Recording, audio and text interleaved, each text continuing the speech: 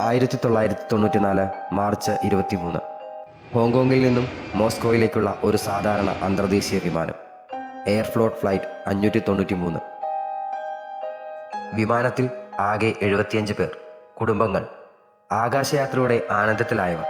പക്ഷേ ടേക്ക് ഓഫിൻ്റെ 20 മിനിറ്റിനുള്ളിൽ ആ വിമാനം മരണത്തിൻ്റെ താഴ്വരയിലേക്ക് വീഴുകയായിരുന്നു. 75 പേരിൽ ഒരാളും രക്ഷപ്പെട്ടില്ല. പക്ഷേ കാരണമായത് ഒരു ബോംബോ തീവ്രവാദ ആക്രമണമോ അല്ല, ഒരു പിതാവിൻ്റെ അശ്രദ്ധ. എന്നാൽ അതുമാത്രമായിരുന്നു അതിനു പിന്നിലെ കാരണം.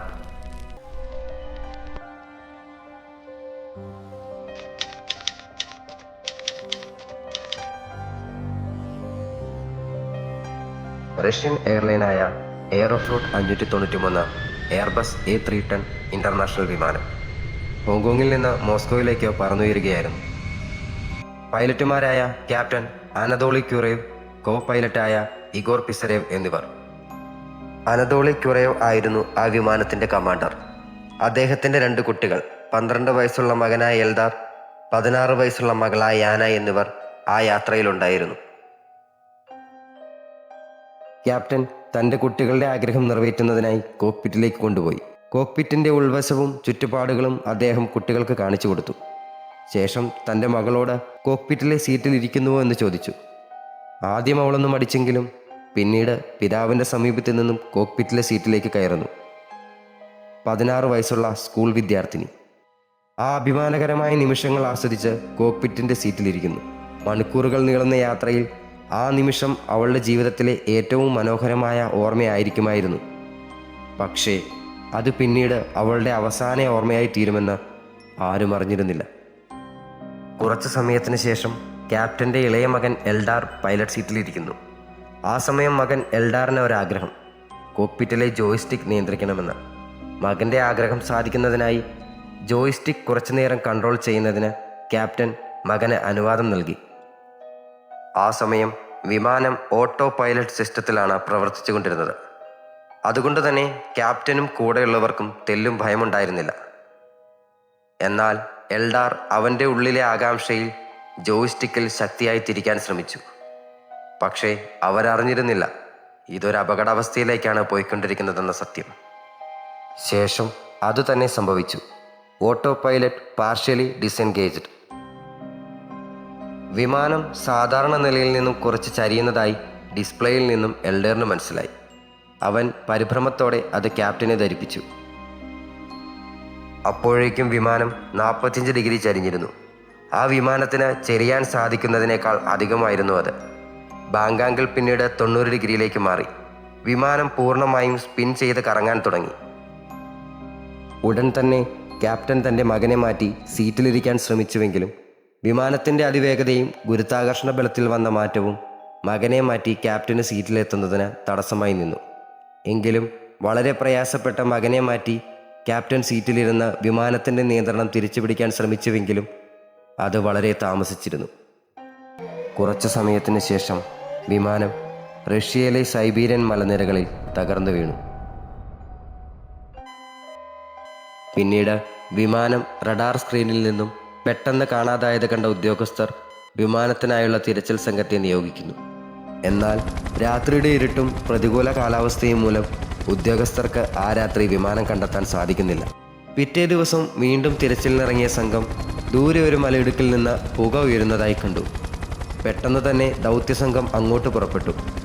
കണ്ട കാഴ്ചയിൽ തന്നെ ആ സത്യം അവർ തിരിച്ചറിഞ്ഞു. വിമാനത്തിലുണ്ടായിരുന്ന 75 പേരിൽ എല്ലാവരും കൊല്ലപ്പെട്ടിരിക്കുന്നു. അതിൽ 63 യാത്രക്കാർ, പലരും ഹോങ്കോങ്, റഷ്യ, ചൈന, മറ്റ് ഏഷ്യൻ രാജ്യങ്ങൾ എന്നിവയിലുള്ളവർ. 12 ക്രൂ അംഗങ്ങൾ ഉൾപ്പെടുന്നു. ഒരു വ്യക്തിക്കും രക്ഷപ്പെടാനായില്ല. ശേഷം വിമാനം തകർന്ന വിവരം ഔദ്യോഗികമായി ഗവൺമെൻറ് ജനങ്ങളെ അറിയിക്കുന്നു. തുടർന്ന് റഷ്യൻ വ്യോമയാന അന്വേഷണ സമിതിയായ interstate aviation committee, French BEA, Airbus technical ടീമുകൾ എന്നിവയുടെ സഹായത്തോടെ അന്വേഷണം ആരംഭിച്ചു. അന്വേഷണത്തിൻ്റെ ഇനിഷ്യൽ റിപ്പോർട്ടിൽ ഒരു വിഷമകരമായ സത്യമാണ് പുറത്തു വന്നത്. കോക്പിറ്റിൽ ഒരു കുട്ടിയുടെ ജഡം, മാസ്ക് ധരിച്ച ഒരു എയർ ഹോസ്റ്റസ്. അതിനുശേഷം ബ്ലാക്ക് ബോക്സിലെ ഫ്ലൈറ്റ് വോയിസ് റെക്കോർഡറിൽ നിന്നും അവർ ആ ഞെട്ടിക്കുന്ന സത്യം മനസ്സിലാക്കി. പൈലറ്റിൻ്റെ മകൻ കോക്പിറ്റിലെ കൺട്രോൾസ് കൈകാര്യം ചെയ്തുവെന്ന് സ്ഥിരീകരിച്ചു. പക്ഷേ അതുകൊണ്ട് മാത്രം ഓട്ടോ പൈലറ്റിൽ സഞ്ചരിക്കുന്ന വിമാനം എങ്ങനെ പെട്ടെന്ന് തകർന്നു എന്ന സംശയം അവരെ അലട്ടിക്കൊണ്ടിരുന്നു. അപ്പോഴാണ് ഫ്ലൈറ്റ് ഡേറ്റ റെക്കോർഡറിലേക്ക് അവരുടെ ശ്രദ്ധ തിരിയുന്നത്. തുടർന്നുള്ള അന്വേഷണത്തിൽ നിന്ന് അവർക്ക് മനസ്സിലായി, എൽഡാർ ഇരുന്ന 30 സെക്കൻഡുകൾക്ക് ശേഷം വിമാനത്തിൻ്റെ ഓട്ടോ പൈലറ്റ് സംവിധാനം ഭാഗികമായി വേർപെട്ടു. സാധാരണ വിമാനങ്ങളുടെ ഓട്ടോ പൈലറ്റ് കൺട്രോളിംഗ് സിസ്റ്റം പ്രവർത്തിക്കുന്നത് ഇങ്ങനെയാണ്. വിമാനം ഓട്ടോ പൈലറ്റിൽ നിന്നും നോർമലിലേക്ക് ആക്കുന്നതിന് സാധാരണ വിമാനങ്ങളിൽ ഓട്ടോ പൈലറ്റ് സംവിധാനം ടേൺ ഓഫ് ചെയ്യേണ്ടതായിട്ടുണ്ട്. എന്നാൽ ബ്രിട്ടൻ നിർമ്മിത എയർബസ് 310ൻ്റെ പ്രവർത്തനം വേറൊരു തരത്തിലാണ്. ഈ വിമാനങ്ങൾ ഓട്ടോ പൈലറ്റ് സംവിധാനത്തിൽ തുടരുമ്പോൾ കോക്പിറ്റുകളിലെ ജോയ്സ്റ്റിക്കുകൾ ഒരു പരിധിയിൽ കൂടുതൽ തിരിക്കുകയോ ഇളക്കം തട്ടുകയോ ചെയ്താൽ വിമാനത്തിലെ ഓട്ടോ പൈലറ്റ് സിസ്റ്റം ഭാഗികമായി ടേൺ ഓഫ് ആകുന്ന ഒരു രീതിയുണ്ട്. ഈ ഓട്ടോ പൈലറ്റ് സിസ്റ്റം ഓഫാകുമ്പോൾ സാധാരണ വിമാനങ്ങളിൽ നിന്നും വ്യത്യസ്തമായി ഇതിന് അലാം ലഭിക്കുന്നതിന് പകരം ഒരു വാർണിംഗ് ലൈറ്റ് മാത്രമേ കത്തുകയുള്ളൂ.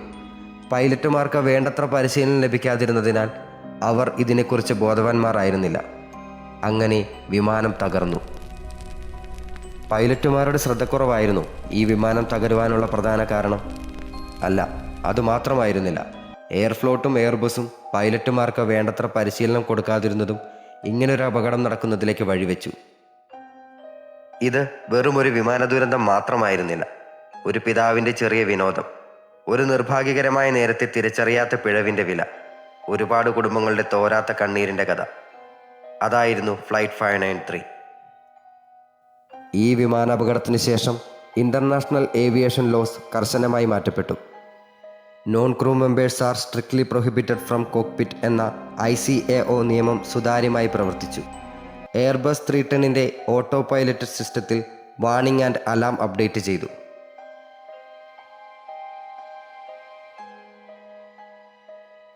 ഇന്നും ഒരു തീരാ ദുഃഖമായി സൈബീരിയൻ മലനിരകളിലെ മഞ്ഞിനടിയിൽ എയ്റോഫ്ലോട്ട് 593.